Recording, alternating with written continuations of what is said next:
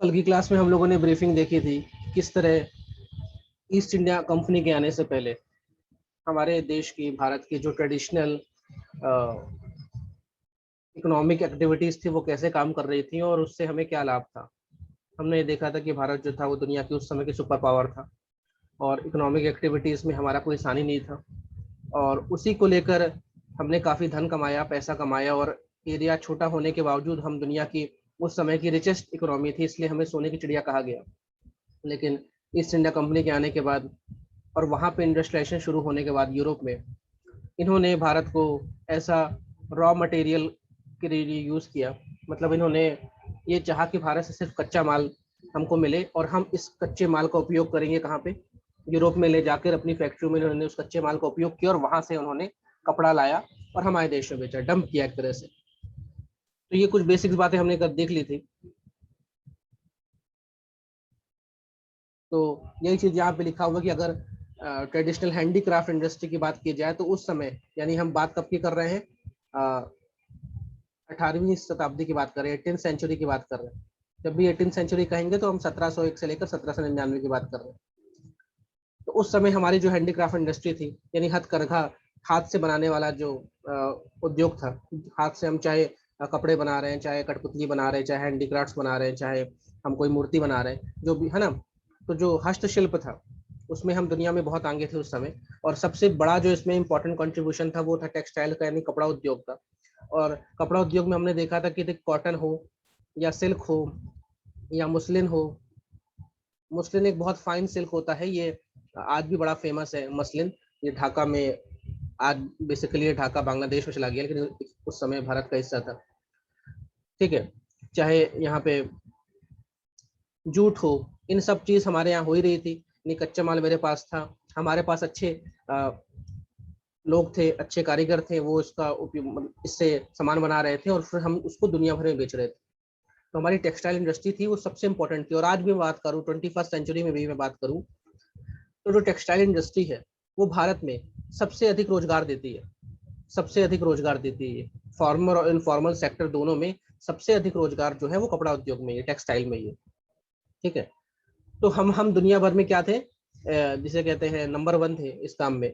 हमारे पास अच्छी क्वालिटी का कच्चा माल था, उसका उपयोग करके अच्छा माल बनाने वाले लोग थे, और उस माल की अच्छी कीमत भी हमें दुनिया में मिल रही थी। सब कुछ बढ़िया चल रहा था हमारे जो, इसमें मैंने कुछ मेंशन किया हुआ है फेमस टेक्सटाइल्स के बारे में। जैसे देखिए, ढाका का मसलिन हो गया। मसलिन ये वही कपड़ा है जिसके बारे में मैंने कल की क्लास में कहा था कि जो इजिप्ट में, इजिप्ट मतलब मिस्र, वहां पे आप लोगों ने, आप मुझे ये बताइए, इजिप्ट में जो 7 अजूबे हैं तो उसमें कौन सा अजूबा इजिप्ट में?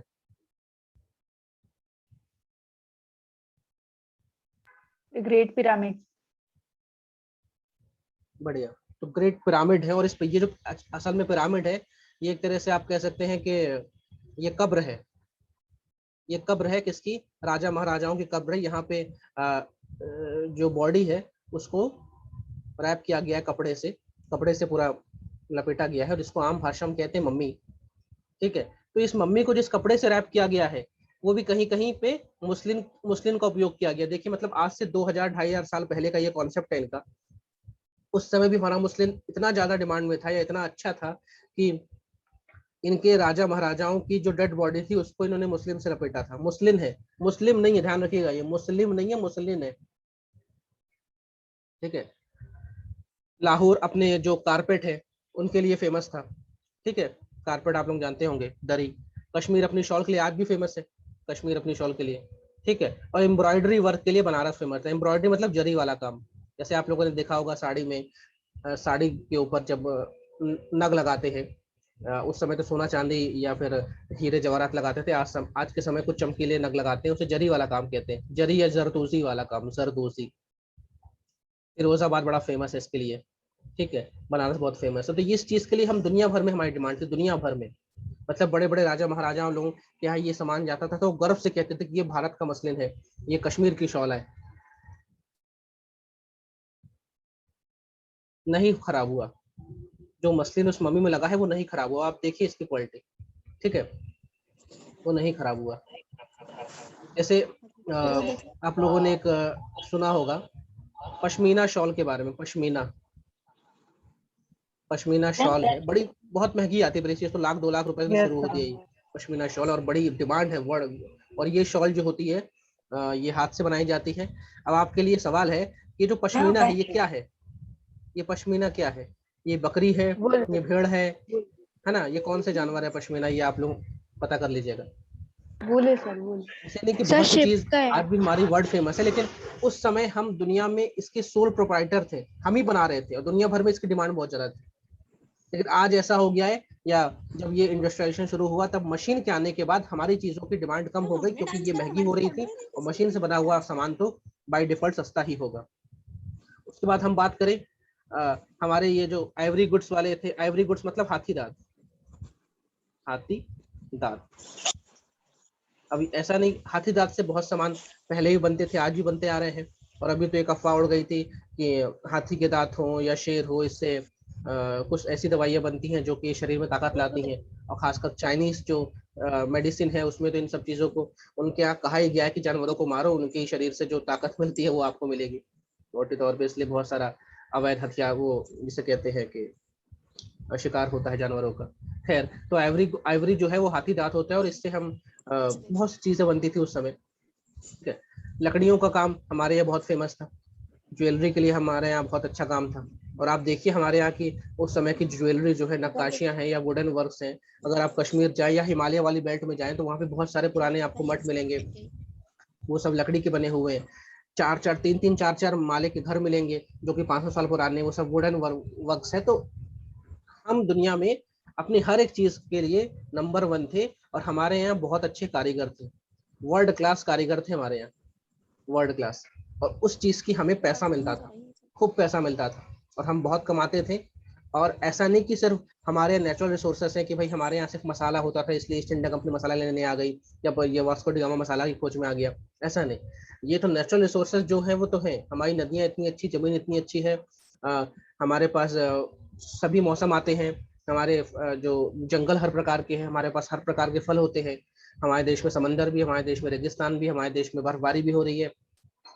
ठीक है, हमारे देश में सब कुछ है, लेकिन एरिया बहुत छोटा है। तो प्रकृति ने तो हमें बहुत ज्यादा ब्लेस किया, हम पे बहुत मेहरबान रही प्रकृति। उसके बाद हम, हमारे यहाँ के जो लोग हैं वो भी, उन्होंने भी अपनी काबिलियत से अपने आप को लोहा मनवाया दुनिया भर में। ठीक है, उसके बाद अगर हम धोती दुपट्टा की बात करें, अहमदाबाद आज भी बड़ा फेमस है। अगर आप जिसे कहते हैं कि क्या कहते हैं, चनिया चोली कहते हैं, जो वो कौन सा होता है यार, डांडिया, चनिया चोली के लिए बड़ा फेमस है। वैसे भी अहमदाबाद टेक्सटाइल के लिए बहुत फेमस है। ठीक है, ये चिकन एक बहुत फाइन कपड़ा होता है, चिकन, ये चिकन मुर्गा नहीं है, चिकन एक कपड़ा है, ये लखनऊ का बहुत फेमस है। सिल्क जो है नागपुर का फेमस है। अच्छा, एक आपके लिए क्वेश्चन और है, हमारे देश में 4 प्रकार के सिल्क होते हैं, आप उनका नाम पता करना, किस किस प्रकार का सिल्क कहाँ होता है, किस लोकेशन में होता है। ठीक है, उसके बाद मालदा, मुर्शिदाबाद, ये सब फेमस है सिल्क के लिए बंगाल वाले एरिया में। ये मालदा आज मेरे पास है कि नहीं और मुर्शिदाबाद आज मेरे पास है कि नहीं, सब पता कर लेना आप लोग, है ना, क्योंकि मैं 300 साल पहले का इतिहास बता रहा हूँ। और उसके बाद पाकिस्तान भी अलग देश बन चुका है, बांग्लादेश भी अलग देश बन चुका है।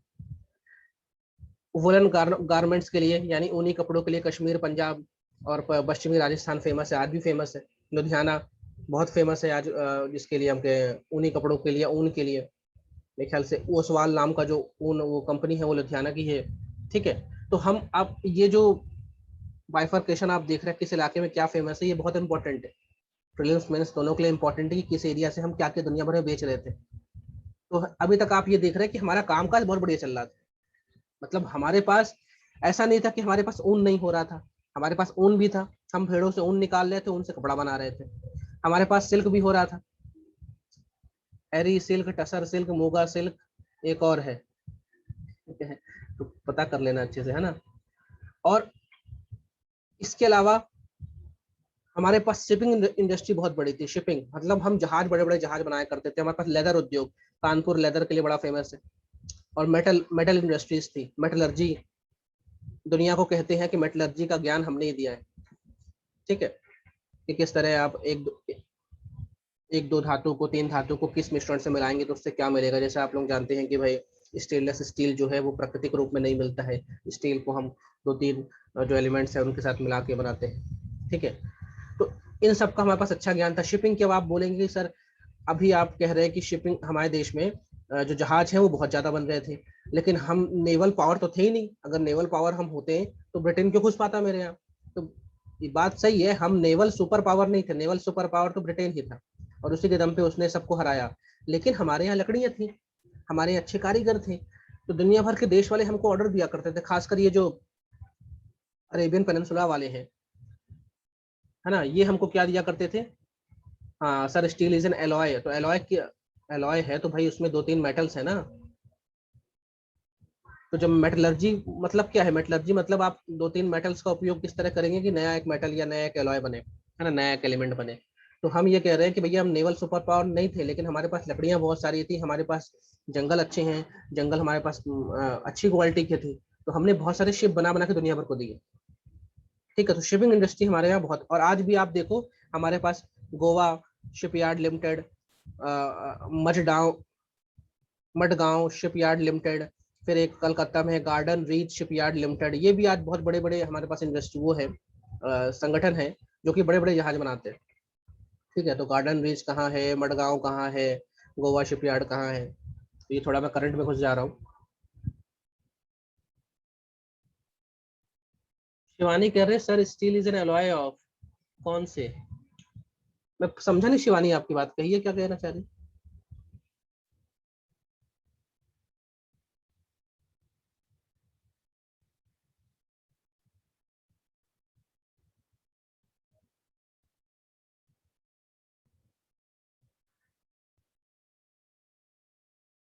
लगता है शिवानी सो गई।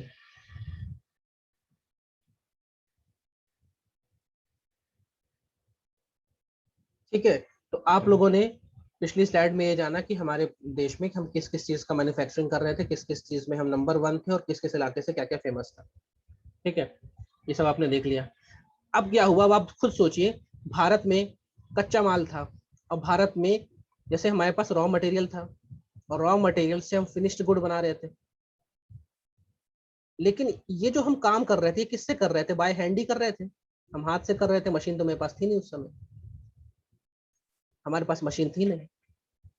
इंडस्ट्रियलाइजेशन जब आया, जब औद्योगिकरण आया, तो यहाँ पे हाथ की जगह क्या आ गई? मशीन आ गई। मतलब हमने कच्चे माल को मशीन में डाला और मशीन ने उससे फिनिश्ड गुड या एक जो नया माल बना के दिया। हमने मशीन के अंदर कॉटन डाला और उसने फिर कपड़ा बना के दिया। पहले क्या हो रहा था, हम कॉटन ले रहे थे, हाथ से ही उसका उपयोग करके हम कपड़ा बना रहे थे। तो ये जो प्रोसेस है कि कच्चे माल का उपयोग हमने किया, फिर मतलब कच्चा माल यूज किया, मशीन में डाला और उससे फिनिश गुड बनाया, इसे कहा जाता है औद्योगिकरण या इंडस्ट्रियलाइजेशन। क्योंकि जहां मशीन लग रही है वो बहुत बड़ा एरिया बनाया गया, वहाँ कई सारी मशीन लगाई गई। जब कई सारी मशीन लगाई गई तो एक ही जमीन पे, एक ही लैंड में बहुत सारे लोगों को बुलाया गया, और ये एक नया कॉन्सेप्ट है फैक्ट्री का। ये एक कॉन्सेप्ट है फैक्ट्री का कि भैया मशीन लग गई 20-50, अब काम करने वाले आ जाओ। पहले क्या था, घर घर में काम हो रहा था, तो भैया एक आदमी एक दिन में 2 शर्ट बना रहा है, तो मालूम चल रहा पूरा गांव उस दिन 200 शर्ट बना रहा है। इस तरह हजारों गांव में काम हो रहा, तो कोई अपने घर से बाहर नहीं निकल रहा था, वर्क फ्रॉम होम कर रहा था, जैसे आज 2021 में हम आप कर रहे हैं।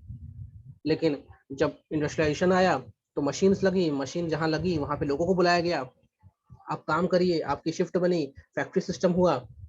और उसके बाद जब ये लोग यहाँ पे आए काम करने, तो अपना परिवार लेके आया, तो नए नए शहर बसे, सिटीज बनी, नए नए शहर बने, क्योंकि इसके पहले तो सब गांव ही था। और जब ये सिटी बनी तो हमने देखा, जैसे भारत के हम सिटीज की बात करेंगे तो सब कहाँ बन रही है? बड़ी बड़ी शहर कहाँ बन रहे हैं? मॉडर्न टाइम के बड़े बड़े शहर कहाँ बन रहे हैं? समंदर किनारे, क्योंकि उस समय ट्रांसपोर्ट का सबसे मेन जो मीन्स था वो समंदर ही था, बाई शिप ही था। तो चाहे मुंबई की बात करें, चाहे सूरत की बात करें, चाहे मद्रास की बात करें, या जो भी आपने देखा है कि भाई पुर्तगालियों ने अपनी पहली फैक्ट्री कहाँ लगाई है, डचों ने कहाँ लगाई, सब समंदर किनारे लगाई। और यहीं पे धीमे धीमे बड़े बड़े शहर डेवलप हुए, क्योंकि यहीं पे लगाओ फैक्ट्री, कच्चा माल आया, यहाँ से कच्चा माल यहाँ लेके आया, यहाँ फैक्ट्री है, फैक्ट्री में इसको फिनिश गुड बनाया और इसको बाहर भेज दिया। लेकिन अगर ये होता मेरे देश में, अगर मेरे देश में ऐसा होता तो कोई बात ही नहीं होती। ये मैं कॉन्सेप्ट समझा रहा हूँ कि अगर जिस तरह मशीन का जब आविष्कार हुआ, तो मशीन का आविष्कार करने वाले मोटे तौर पे यूरोपियंस ही थे, और हमारे यहाँ भी उस समय तक ईस्ट इंडिया कंपनी हावी हो चुकी थी, बैटल ऑफ प्लासी हो चुका था, उसने बंगाल वाले एरिया में लगभग अपना कंट्रोल हो ही चुका था, बक्सर में और ज्यादा कंट्रोल हो गया। लेकिन जिस तरह मैंने अभी आपको समझाया कि यार ये बड़े बड़े शहर यहाँ बसे, तो हमारे यहाँ ये जो शहर बसाए गए, इस शहर में मशीन्स नहीं लगी थी। ध्यान रखिएगा, हमारे यहाँ की जो फैक्ट्री थी ना वो विदाउट मशीन थी। हमारे यहाँ की जो फैक्ट्री थी वो विदाउट मशीन थी, मतलब हमारे यहाँ की फैक्ट्री ऐसा गोदाम था कि भैया कच्चा माल लेके आओ, इन गोदामों में भरो और यहाँ से जहाज में भर के कहाँ ले जाओ, ब्रिटेन ले जाओ, ब्रिटेन में फैक्ट्रियों में बनाओ और कपड़ा और फिर वापस लेके आओ। तो हमारे यहाँ जब इंडस्ट्रियलाइजेशन आया, तो अगर ये लोग हमारे यहाँ भी वही चीज करते जो अपने यहाँ की है, तो हमें कोई दिक्कत ही नहीं होती। हमारे यहाँ हम तो बढ़िया काम कर ही रहे थे ना, कच्चा माल था, मेरे पास कारीगर भी थे, मैं फिनिश गुड भी बना रहा था, बस हैंड की जगह आप मशीन ले आते और ये हमारे यहाँ ले आते तो सब बढ़िया होता। लेकिन इन्होंने ऐसा नहीं किया, इन्होंने ऐसा नहीं किया। इन्होंने अपने देश में भी यही कॉन्सेप्ट लाया कि भैया जहां जहां समंदर का किनारा है वहां वहां बड़े बड़े शहर बसे। और आप दुनिया भर में देख लो, समंदर के किनारे के पास ही बड़े शहर मिलेंगे, सबसे बड़े शहर। बहुत सारे देशों की राजधानी आपको समुद्र किनारे मिलेगी, बहुत सारे देशों को मिलेगी। क्योंकि जब ये शहर बन रहे थे मॉडर्न टाइम्स के, तब उस समय सबसे मेन जो मीन्स था ट्रांसपोर्ट का वो क्या था, वाया सी रूट ही था, वाया शी रूट ही था। ठीक है, तो अभी अगर जिस तरह हमारे देश में ये ट्रांजिशन स्टेट था, मतलब ये बदलाव का दौर था, ऐसा यूरोप में भी था। यूरोप में भी हाथ से काम हो रहा था, कच्चा माल ला रहे थे, हाथ से काम हो रहा था, फिनिश गुड बन रहा था, लेकिन वहां उन्होंने हाथ को किससे रिप्लेस किया, मशीन से। हमारे यहाँ नहीं किया। तो हमारे यहाँ बनी बनाई इंडस्ट्री को तोड़ने का पहला कदम ये था कि जब दुनिया भर में औद्योगिकरण शुरू हो रहा था, आप हमारे देश में ट्रेन ले आए, ट्रेन ले आए आप, 1853 में ट्रेन चलाती है, तो मशीन भी ले आते ना, स्पिनिंग मिल भी ले आते हमारे यहाँ। हमारे यहाँ फ्लाइंग शटल भी ले आते हमारे यहाँ, स्टीम वो जो और जो इंजन है जिससे हमारा टेक्सटाइल में काम हो सकता था वो ले आते। आप ट्रेन लेके आ गए, क्योंकि ट्रेन से आपका फायदा था, क्योंकि ट्रेन से क्या कर रहे थे, कच्चा माल भर रहे थे, हर जगह से बटोर रहे थे और कहाँ ला रहे थे, समंदर किनारे, उसके बाद दुनिया भर में ले आ रहे थे। तो आप ट्रेन ले आए, लेकिन आपने हमारे यहाँ मशीन मिलाई।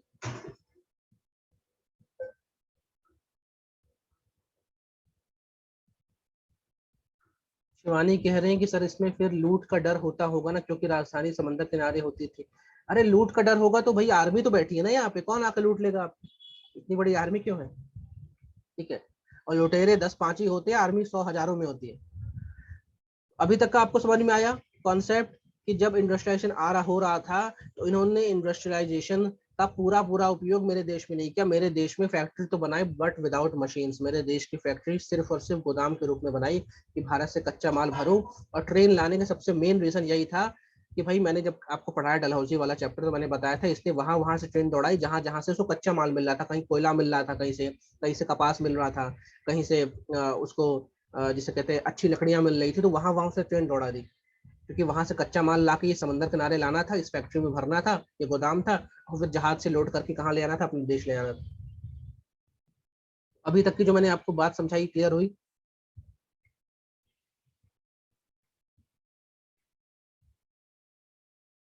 लेकिन ये ऐसा अपने यस देश में सर। नहीं कर रहे थे, ये ऐसा अपने देश में नहीं कर रहे थे। इन्होंने मशीन्स का आविष्कार किया तो अपने देश में बकायदा मशीन्स लगाई, वही हमारे यहाँ भी करते थे। बस मेरा ये कहना था, आपने ट्रेन लाई ना, तो ट्रेन के साथ इन सबको भी ले आते धीमे धीमे, लेकिन नहीं लाया, क्योंकि उनको सिर्फ और सिर्फ भारत को एज अ कॉलोनी ट्रीट करना था। भारत को वो कैसा बनाना चाह रहे थे कि ये जो देश है ना, सिर्फ हमारे लिए कच्चा माल देता रहे, हमको कच्चा माल देता रहे। मशीन तो मेरे यहाँ लगी है, उन्हीं कच्चा माल को ले जाएंगे, मशीन में डालेंगे, नया माल बनाएंगे, फिनिश गुड बनाएंगे, फिर इसी देश में बेचेंगे।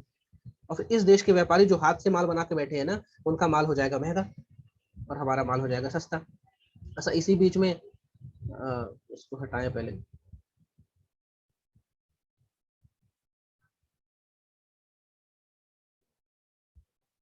ये नेहरू जी हैं, अपने देश के पहले प्रधानमंत्री। इनकी एक किताब है ग्लिम्पसेस ऑफ वर्ल्ड हिस्ट्री। इन्होंने कुछ बातें कही हैं, किस तरह ईस्ट इंडिया कंपनी शुरुआत में आई थी हमारे पास ऐसा व्यापार करने, बाद में उसने हमें हमारे देश को सिर्फ अपने कच्चे माल का एक गोडाउन बना के रख दिया कि यहाँ से कच्चा माल उठा के ले जाना है, और फिर उसके फिनिश्ड गुड का एक बाजार बना के रख दिया। मतलब हमारे इंडस्ट्रीज को उसने किस तरह तहस नहस किया, उसके बारे में उन्होंने कुछ कोट लिखा है, देख लेना आप लोगों को टाइम मिले तो।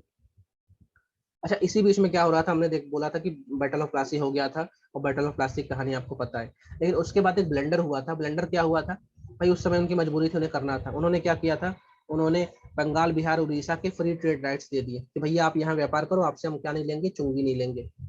अब राम नाम का एक व्यक्ति है और एक जॉन नाम का व्यक्ति है, दोनों ने ए आइटम बनाया। अब ठीक है, राम को इस आइटम को बनाने में कीमत आई 100 रुपए, उसने 1 रुपए इसमें मुनाफा जोड़ा और इस आइटम को 101 रुपए में लेकर बैठ गया दुकान में मतलब मार्केट में कि भाई मेरा कोई माल खरीद ले। जॉन ने इस आइटम को बनाया 100 रुपए में, ठीक है, और उसने मुनाफा 1 रुपए जोड़ा, तो जॉन का भी आइटम कितने का हुआ, 101 रुपए का। लेकिन अब इन दोनों चीजों पे टैक्स लगेगा, इन दोनों चीजों पे टैक्स लगेगा, राज्य लगाएगी टैक्स। तो राम पे मान लो 2 रुपए टैक्स लगाया, तो राम को ये पूरा माल अब बेचेगा कितने में, 103 में, और जॉन जो कि ईस्ट इंडिया कंपनी का आदमी है, इस पे टैक्स नहीं लगा, तो इसका माल तो 101 में ही बिकेगा। तब आप बताइए कि अब ये जो जॉन है, अभी ये दिमाग से बिल्कुल हटा दो कि भैया इंडस्ट्रियलाइजेशन आया है कि मशीन बनी है, ऐसा कुछ नहीं, सिंपल सा हम नॉर्मल बात कर रहे हैं कि 100 रुपए का माल राम ने बनाया, 100 रुपए का माल जॉन ने बनाया, दोनों ने 1-1 रुपए मुनाफा जोड़ा, तो माल कितने को, 101 रुपए का। उस समय लगा टैक्स लग रहा था 2 रुपए, तो राम पे तो टैक्स लग रहा है 2 रुपए, तो उसका माल हो गया 103 रुपए का। और जॉन जो कि ईस्ट इंडिया कंपनी का व्यक्ति है और उसके पास फ्री ट्रेड राइट्स है कि उसको किसी भी तरह का लगान या टैक्स नहीं देना है, तो उसका माल 101 रुपए का है।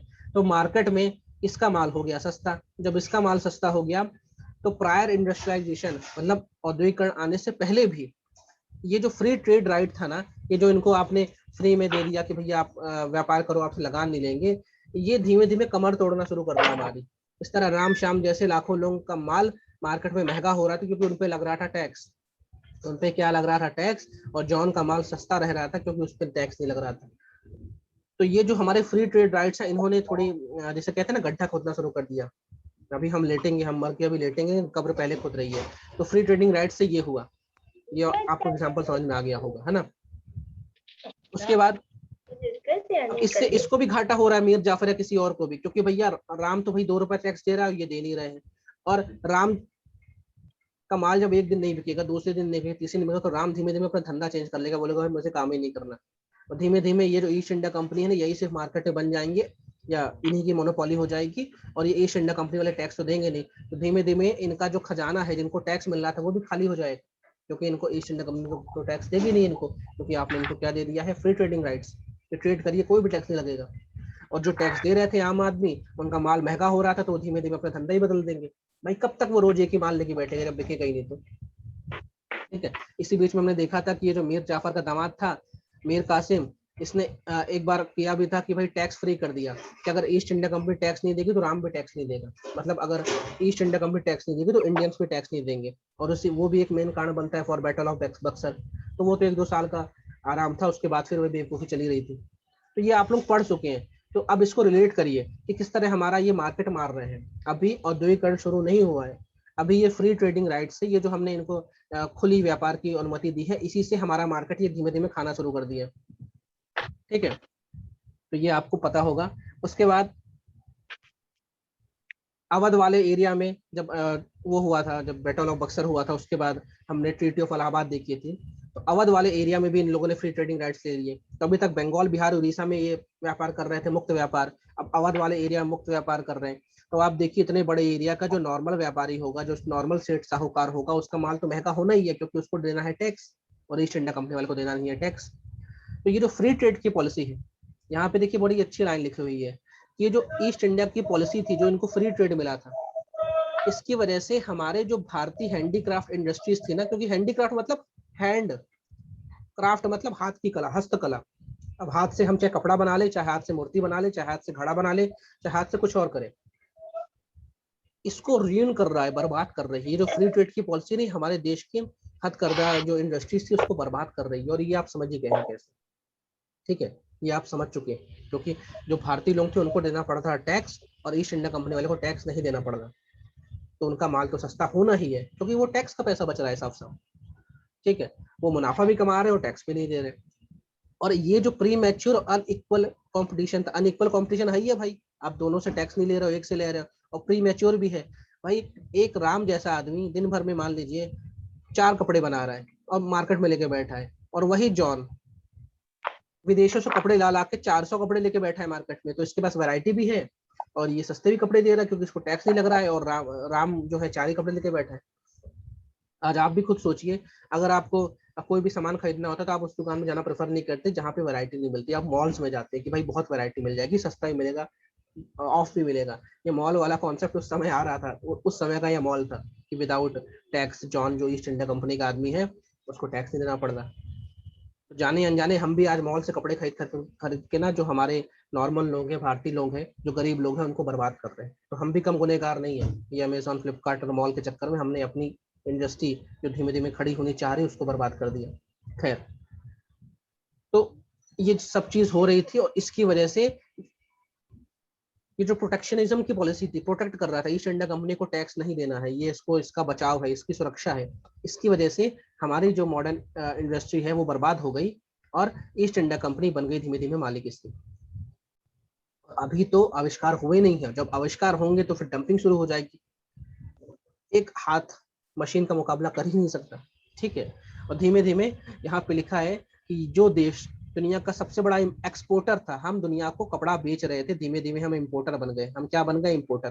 क्योंकि राम जैसा व्यक्ति जो कपड़ा बना रहा था, उस धीमे धीमे उसने कपड़ा बनाना छोड़ दिया, तो उसका कपड़ा बिक नहीं रहा है, उसका कपड़ा महंगा पड़ रहा। हमारे पास कच्चा माल है, लेकिन राम श्याम जैसे व्यक्ति अब कपड़ा बनाना धीमे धीमे छोड़ देंगे। 1 साल 2 साल 5 साल वो मेहनत करेगा, उसके बाद बोलेगा हटाओ यार, मेहनत भी कर रहे, कपड़ा भी नहीं बिक रहा, कुछ और धंधे में चला जाएगा। तो ये सिर्फ मैंने कपड़ा उद्योग की बात की, ऐसे हर उद्योग वाले की बात हो जाएगी। और जब हमारे देश में क्या है, सिर्फ कच्चा माल है, रॉ मटेरियल, हमारे पास कपास है, हमारे पास सिल्क है, जूट है, सब कुछ है, लेकिन अब उसको कपड़ा बनाने के लिए राम लेने नहीं आ रहा, शाम को खरीदने नहीं आ रहा उस कॉटन का। तो ये जो कॉटन है, और ईस्ट इंडिया कंपनी ने इन किसानों को शुरुआत में तो प्यार मोहब्बत से बात की कि नहीं भाई आप ज्यादा कॉटन उगाइए, हम आपको पैसा देंगे। और बाद में फिर जब इनको मालिक, ये मालिक बन गए, जब इनके पास लगान लेने तक का अधिकार आ गया, दीवानी राइट शुरू हो गए, तो फिर इन किसानों को वो डांट डपट के, मार पीट के बोल रहे थे इतना कॉटन उगाओ तुम। और फिर ये कच्चा माल उठा उठा के, जैसे मैंने कहा, इस देश को से सारा कच्चा माल ले गए विदेश, और वहां पे मैनचेस्टर, लंकाशायर नाम के शहरों में बड़ी बड़ी टेक्सटाइल मिलें बनाई, वहां मशीन स्टेब्लिश की, और उस मशीन से कपड़े बनाए, और उस कपड़े को फिर भारत लेके आए। इसलिए गांधी जी ने जब भी आंदोलन किया तो आपने देखा होगा वो कहते थे कि विदेशी कपड़ों की होली जलाओ, विदेशी कपड़ों, क्योंकि विदेशी कपड़े ही तो हमारी जान ले रहे हैं। ये विदेशी कपड़ा जो है, जो ब्रिटेन से बन के आया, इसमें कपास तो मेरा ही है, इसमें सिल्क मेरा है, लेकिन इसकी वजह से हमारे देश के लोग भूखे मर रहे हैं, ठीक है। इसलिए गांधी जी का सिंबॉलिक था कि विदेशी कपड़ों की होली जलाओ। और इसी वजह से देखिए, हम जो दुनिया को कपड़ा दिया करते थे, हम दुनिया को कपड़े पहनाते थे, हम इंपोर्टर बन गए, हम फिनिश्ड गुड के इंपोर्टर बन गए, हम आयातक, निर्यातक से आयातक बन गए। और ये रीजन आप समझ चुके हैं, ये रीजन आप समझ चुके हैं ऐसा क्यों? क्योंकि जो वेस्ट है ना, वहाँ पे क्या हो रहा था, इंडस्ट्रीज डेवलप हो रही थी। और क्यों हो रही थी? क्योंकि वहाँ पे मशीन्स लग रही थी। और मशीन्स क्यों लग रही थी? वहाँ की वैज्ञानिकों ने आविष्कार किया था। अब किन किन मशीनों का आविष्कार हुआ है वो भी देख लेते एक लाइन से, याद नहीं रखना, लेकिन पता होना चाहिए, क्योंकि ठीक है। तो सबसे पहला जो उद्योग जो हमारे देश का बर्बाद हुआ, वो कौन सा उद्योग है? टेक्सटाइल उद्योग है। सबसे पहला उद्योग जो बर्बाद हुआ वो टेक्सटाइल उद्योग, ठीक है। और आज भी मैं कह रहा हूँ 2021 में मेरे ख्याल से 1 करोड़ से अधिक लोगों को रोजगार दे रहा है टेक्सटाइल उद्योग, कपड़ा उद्योग। इसमें वो, उनमें सब आ रहे हैं, वो जो कपास निकालने वाली महिला मजदूरी कर रही वो आ रही, जो उसको साफ कर रहा है, जो उसकी पिंडली बना रहा है, और जो उसकी स्पिनिंग कर रहा है, जेनिंग कर रहा है, जो भी कुछ कर रहा है, धागे बनने से लेकर कपड़ा बनने तक का उद्योग को टेक्सटाइल उद्योग कह रहा हूँ, ठीक है। तो टेक्सटाइल इंडस्ट्री सबसे पहले बर्बाद हुई मेरे देश की, और रीजन आपको समझ में आ गया। और बर्बाद होने में सबसे मेन रीजन था इंडस्ट्रियल रिवॉल्यूशन का। औद्योगिक जो क्रांति आई है, क्रांति मतलब ये भाई, एक हाथ एक दिन में 10 कपड़े बना रहा है, एक मशीन एक दिन में 1000 कपड़े बनाई थी, तो क्रांति हो गई ना यार। बहुत ज्यादा ही, इसे कहते हैं, अचंभित करने वाली बात हो गई कि कहाँ हम 10 कपड़े बना रहे थे, कहाँ 1000 कपड़े बना रहे हैं। इंसान तो 8-10 घंटे काम करके थक जाएगा, मशीन तो 24 घंटे काम कर रही है। शिफ्ट में काम होना शुरू हो गया, 8-8 घंटे की शिफ्ट शुरू हो गई, क्योंकि मशीन्स नहीं थकती, इंसान थकते थे। इसलिए इसको क्रांति कहा गया। और इंडस्ट्रियल इसलिए कहा गया कि पहले घर घर में काम हो रहा था, वर्क फ्रॉम होम हो रहा था, अब मशीन लगाई और मशीन के चक्कर में बहुत सारे लोगों को बुलाया गया शिफ्ट में, और ये बन गई इंडस्ट्री। और फिर ये लोग जब यहाँ रहे तो अब मतलब काम करने आएंगे तो पास पास में घर में भी रहेंगे। ऐसा तो नहीं कि भाई काम करने इंदौर आते और रहते भोपाल में, तो आसपास घर बनेंगे, तो इनको कहा गया स्लम्स, इनको स्लम्स कहा गया, बस्तियां कहा गया। धीमे धीमे ये जो बस्ती है, इनमें गरीब लोग रहते थे, काम करते थे यहाँ पे, और जो बड़े बड़े मालिक थे वो उनके बड़े बड़े बंगले बने उस शहरों में। इस तरह सिटीज का डेवलपमेंट होने, तो पहले तो हमारी अर्थव्यवस्था ग्रामीण थी ना, गांव अपने आप में आत्मनिर्भर था, ये हमने देखा ही है। तो ये कुछ एग्जांपल है कि जो फ्लाइंग शटल है, फ्लाइंग शटल आप लोग ये सब जो लिखा है ना, इन सबको आज गूगल करना है, आपको दिखेगा कि ये क्या चीज है। फ्लाइंग शटल क्या है, स्पिनिंग जेनी क्या है, स्टीम पावर तो आप जानते हैं जेम्स वाट ने बनाया था, स्टीम इंजन ही बनाया इसने। और स्टीम इंजन का उपयोग चाहे हम ट्रेन में कर ले और चाहे हम पानी के जहाज में कर ले, कहीं भी कर ले, है ना। स्पिनिंग फ्रेम, इनका नाम याद नहीं रखना है आपको, लेकिन आप देखो ये जो समय देखो, ये समय आप देखो, इस समय में क्या हो रहा है, लगभग बैटल ऑफ प्लासी हो रहा है, इस समय में बैटल ऑफ बक्सर हो रहा है, इस समय में ईस्ट इंडिया कंपनी यहाँ मालिक बन रही है, बंगाल बिहार उड़ीसा के राइट्स इसके पास आ रहे हैं, अवध का राइट्स इसके पास आ रहा है, अवध की तो सिक्योरिटी लेके बैठ गया ये। तो अगर ये सब वहां पे सब हो रहा था, तो अगर ये उसी टाइम भारत में ले आता ये सारी चीज, तो हमारे तो अच्छा हो जाता, हमारे लिए हमारी इंडस्ट्री खराब नहीं होती। लेकिन उन्होंने ये नहीं किया। उन्होंने उन्होंने क्या किया, अपने देश में तो क्या किया, इंडस्ट्रियलाइजेशन किया, और हमारे देश में क्या किया, डी इंडस्ट्रियलाइजेशन किया। इसे कहते हैं विऔद्योगिकरण। मतलब हमारे देश की जो इंडस्ट्री थी, जो हाथ से काम कर रही थी, उसको बर्बाद कर दिया। ठीक है, वो इंडस्ट्री खत्म हो गई, और हमारा देश जो कि फिनिश्ड गुड बनाया करता था, हमने देखा हमारे देश के जो कालीन है, हमारे देश के जो शॉल है, वो दुनिया भर में बिक रही थी। अब हम कुछ नहीं बना रहे। भैया ठीक है, तो ये इंडस्ट्रियल रिवॉल्यूशन जो है, इससे वेस्ट को फायदा हुआ। तो भी और उधर ही आप रख। सिंपल सी बात है, आप खुद सोचिए, आपके पास मशीन है, लेकिन मशीन में जो चीज डलता है वो आपके पास है नहीं, तो आपको वो चीज चाहिए होगी ना भाई। अगर आपने कोई मशीन बनाई, मान लीजिए स्पिनिंग जेनिंग बनाई, स्पिनिंग जेनिंग है ना, अब आपको क्या चाहिए, अब आपको चाहिए क्या, धागा चाहिए। तो धागा कहाँ से आएगा, तो अगर आपके पास कच्चा माल नहीं है, तो वो आपकी मशीन क्या बर्बाद है, बेकार है, जंग खा जाएगी, खराब रह जाएगी। तो ये कच्चे माल की खोज में, ये कच्चे माल की खोज में ना शुरू होता है क्या, कॉलोनाइजेशन।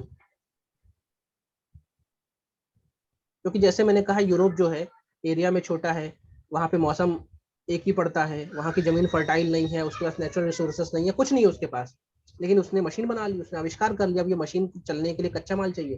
तो कच्चे माल के लिए ये जो यूरोपियन नेशंस है, चाहे इंग्लैंड हो, चाहे स्पेन हो, चाहे पोर्तुगल हो, और चाहे फ्रांस हो, चाहे बेल्जियम हो, जितने भी आप बड़े बड़े देश देख रहे हैं, चाहे जर्मनी हो, इन लोगों ने क्या किया, ढूंढना शुरू किया कि दुनिया में वो कौन सी जगह है जहाँ पे हमारा कच्चा माल मिलेगा। तो अफ्रीका में उनको मिला, एशिया में मिला। तो आप देखिए धीमे धीमे ये सब बड़े बड़े देश ना इन छोटे छोटे देशों में कब्जा करना शुरू कर दिए। तो तब से शुरू होता है कॉलोनाइजेशन। इसलिए हम कहते हैं कि जो इंडस्ट्रियलाइजेशन है, ये पापा है कॉलोनाइजेशन का, या जो कॉलोनाइजेशन है वो बेटा है इंडस्ट्रियल रिवॉल्यूशन का। ना ये आविष्कार होते, ना ये मशीन बनती, ना उनके लिए कच्चा माल लगता, और ना उसके चक्कर में दुनिया भर कोई गुलाम बनाते। दुनिया भर को इन्होंने गुलाम बनाया, और वहां के लोगों को मारा पीटा, गुलाम बना के रखा, क्योंकि इनको सिर्फ और सिर्फ कच्चा माल चाहिए था। और जब ये सब हो रहा है, उसके बाद से आप देखना भारत में, हम भले कहें कि डलहौजी ने पोस्ट टेलीग्राफ लगवा दिया, डलहौजी ने इरिगेशन व्यवस्था करा दी, डलहौजी ने पीडब्ल्यूडी करा दिया, डलहौजी ने ट्रेन चलवा दी।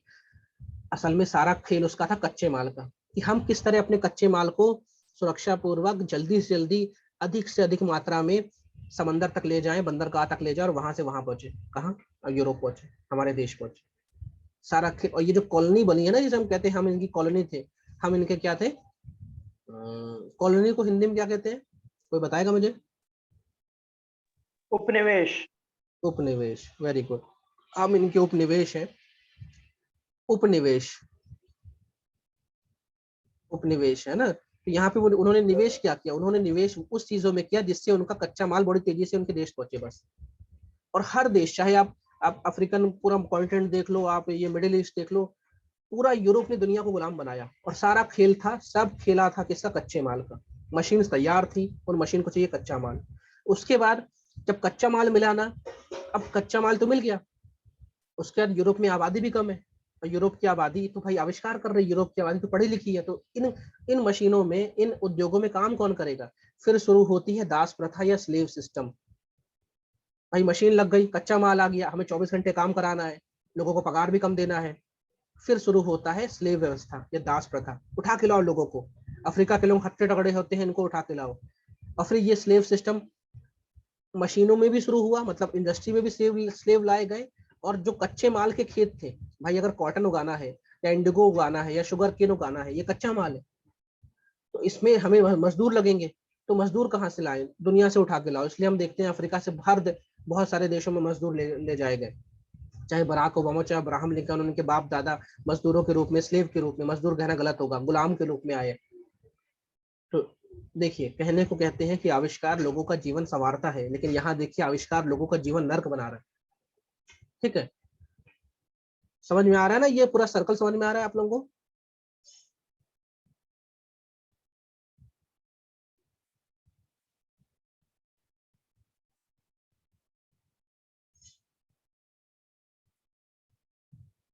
रिप्लाई करिए। Yes sir. Yes sir.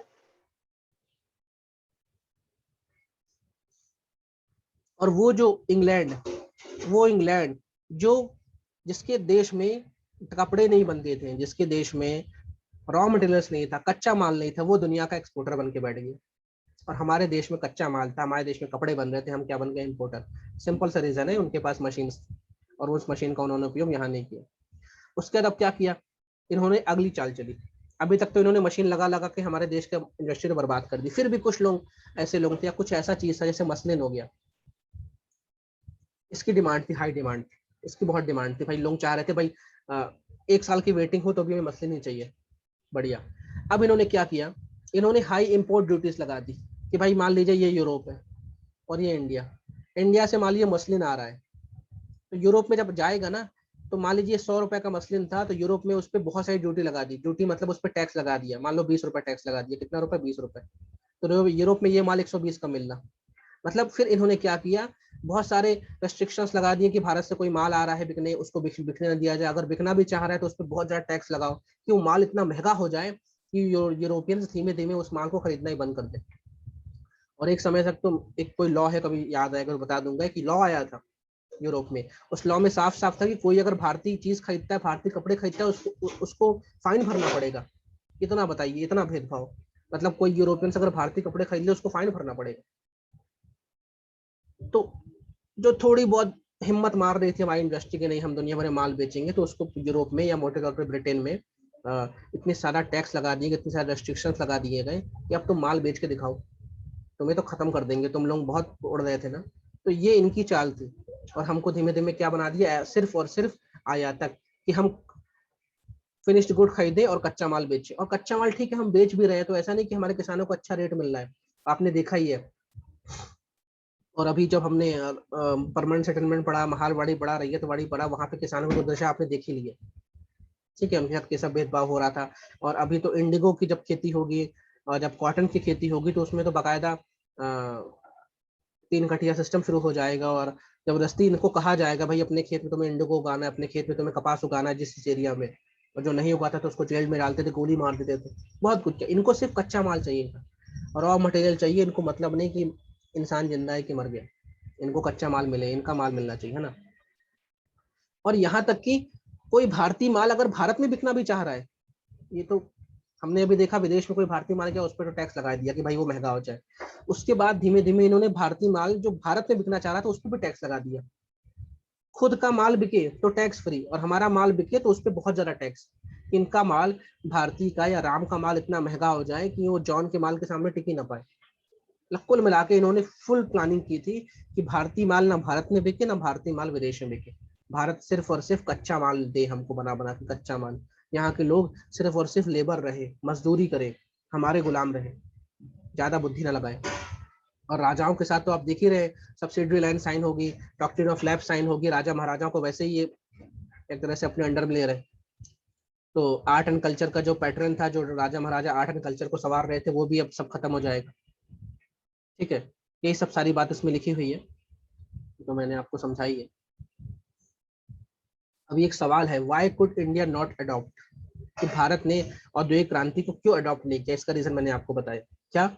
कि जब मशीन्स का आविष्कार हुआ तो अंग्रेजों ने मशीन को मेरे देश में नहीं लगाया, बस यही एक रीजन है। अगर मशीन्स को लगा देते तो जिस तरह फिनिश गुड वहां बन रहे थे तो हमारे यहाँ बनते। लेकिन इससे क्या होता, आज नहीं कल भारतीय लोग भी वो मशीन को चलाना जान जाते, भारतीय लोग शायद तकनीक चुरा लेते, या उनको लगता कि भारतीय लोग इतने इंटेलिजेंट थे कि वो अपनी मशीन खुद बना देते। इसलिए भैया टेक्नोलॉजी ट्रांसफर तो करना नहीं है, और इनको दिखाना भी नहीं है कि मशीन्स कैसे काम कर रही। ये सिर्फ क्या रहे, ये सिर्फ गुलाम रहे, ये सिर्फ कच्चा माल उगाएं। और अब आप सोचिए, अभी तक मैंने शायद पिछली क्लास में बोला था कि जो 10 लोग हैं वो 100 लोगों के लिए खाना उगा रहे हैं, तो जो 90 लोग हैं वो बाकी काम कर रहे थे, 90 लोग व्यापार कर रहे थे, नौकरी कर रहे थे, सेना में जा रहे थे, बहुत कुछ का काम कर रहे थे। लेकिन अब देखिए, जो सैनिक थे, जो आर्मी में थे, मान लीजिए कोई राजा की सेना में थे, तो सब्सिडी लाइन साइन हो गया, और सब्सिडी लाइन में क्या बोला, भाई तुम्हारी सेना भंग, तो ये सैनिक बेरोजगार हो गया। फिर बहुत से लोग मान लो ट्रेडर थे, व्यापारी थे, फिर हमने देखा कि इनकी ऐसे कॉन्सेप्ट से व्यापार बंद हो गया, तो बहुत से लोग व्यापारी छोड़ दिया। फिर बहुत से लोग मान लीजिए आर्टिसंस थे, या आर्टिस्ट लोग थे, आर्टिस्ट, कोई गाना गा रहा है, कोई बजा रहा है, कोई मूर्ति कला कर रहा है, और राजा लोग उनको पैसे दे रहे थे, सब कुछ बढ़िया चल रहा था, ये लोग बेरोजगार, क्योंकि राजा के पास पैसे नहीं बचा, राजा पेंशनर हो रहा है। अब 10 लोग सिर्फ क्या कर रहे थे, खेती, और 100 लोगों के लिए खाना निकाल रहे थे। अब ये सारे लोग, चाहे आर्मी वाले हों, चाहे व्यापारी हों, चाहे आर्टिस्ट हो, ये सब क्या कहाँ जाएंगे, अपने खेतों में तो जाएंगे। भाई आपने देखा 2020-21 में पेंडेमिक आया, तो अल्टीमेटली सब अपने गाँव गए, गाँव में क्या करेंगे, खेती करेंगे, खेती नहीं होगी तो मजदूरी करेंगे। भले वो मुंबई दिल्ली में कंप्यूटर की जॉब कर रहे हैं, अकाउंटेंट हो, कुछ और हो, लेकिन बेचारे अब तो मनरेगा में काम कर रहे हैं, दिहाड़ी गड्ढा खोद रहे हैं वो ग्रेजुएट लोग। तो जब अब आप काम था 10 लोगों का, अब 90 लोग वापस आ गए, तो भाई अब खेती पे क्या हुआ, खेती पे लोड आया कि नहीं, आप लोग बताओ, खेती पे लोड आया कि नहीं।